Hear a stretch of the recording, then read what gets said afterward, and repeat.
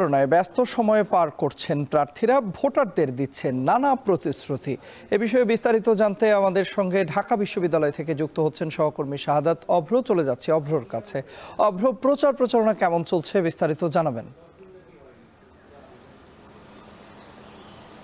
তন্ময়, যেহেতু আজকে ছুটির দিন শুক্রবার, সেহেতু কিন্তু হচ্ছে প্রচারণা কিন্তু হল কেন্দ্রিক বলা চলে। কারণ হচ্ছে যে যেহেতু আছে ক্লাস কিংবা পরীক্ষা কোনো কিছুই নেই, সেহেতু যে হলগুলো আছে হলগুলোতে গিয়ে কিন্তু হচ্ছে যারা আবাসিক শিক্ষার্থী আছে তাদের কাছে কিন্তু হচ্ছে প্রার্থীরা পৌঁছানোর চেষ্টা করছেন।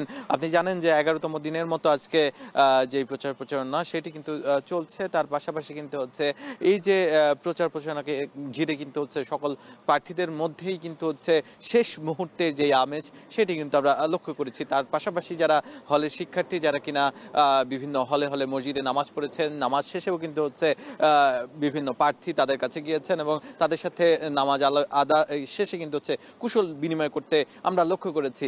বিশেষ করে হচ্ছে যে সেন্ট্রাল মসজিদ আছে, সেই মসজিদে কিন্তু হচ্ছে অনেকেই নামাজ পড়েছে।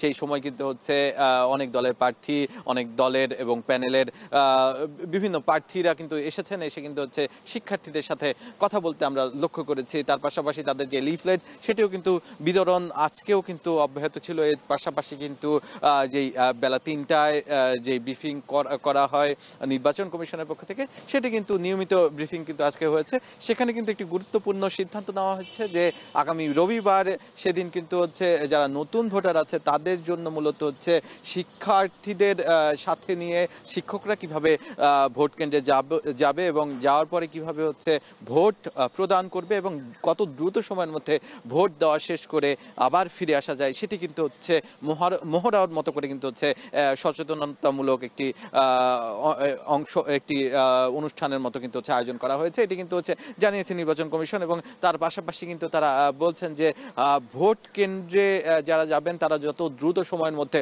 বের হতে পারেন সেটি যেন লক্ষ্য রাখে এবং অনুরোধ জানান যেন শিক্ষার্থীরা যত তাড়াতাড়ি সম্ভব ভোট দিয়ে আবার ফেরত আসে। কারণ অন্য একজন কিন্তু সুযোগ পাবে যখন সে বের হবে। এছাড়াও কিন্তু নির্বাচন কমিশনের পক্ষ থেকে বলা হয়েছে পর্যাপ্ত পরিমাণ এই শাটল বাসগুলো সেগুলো কিন্তু হচ্ছে ক্যাম্পাসের মধ্যেই থাকবে এবং কোনো কেন্দ্রে যেতে কোনোভাবেই কোনো ধরনের বাধা কিন্তু থাকবে না, সেটি কিন্তু আমাদেরকে নিশ্চিত করা হয়েছে নির্বাচন কমিশন থেকে। এছাড়াও চিফ রিটার্নিং কর্মকর্তারা জানিয়েছেন যে তারা কিন্তু একটা বিতর্কের আয়োজন করেছে, যেটি কিনা টিএসসিতে হচ্ছে। আজকেও যথারীতি সেই বিতর্কে যারা জিএস আছেন তারা থাকবেন এবং পর্যায়ক্রমে এই ধরনের বিতর্ক, যেটি কিনা হচ্ছে শিক্ষার্থীদের মধ্যে আরো একটু বাছাই করতে সুবিধা হবে কোন প্রার্থী আদতে কি ধরনের ইস্তেহার দিচ্ছে, কি ধরনের কাজ করবে, সেই ধরনের বিতর্ক কিন্তু চলবে। এর পাশাপাশি শিক্ষার্থীদের মধ্যে কথা যদি বলতে চাই, তাদের মধ্যেও কিন্তু হচ্ছে একটি উন্মাদন আমরা লক্ষ্য করেছি। যারা হলপাড়ায় বা হলপাড়ার আশেপাশে ছিলেন তাদের মধ্যে কিন্তু হচ্ছে কোন প্রার্থীকে তারা ভোট দিবেন এবং আগামী নির্বাচন কেমন হবে এই চর্চা, একটি আলোচনা কিন্তু হচ্ছে চলতে আমরা লক্ষ্য করেছি। এই ছিল আমার কাছে ডাকসু নিয়ে সর্বশেষ।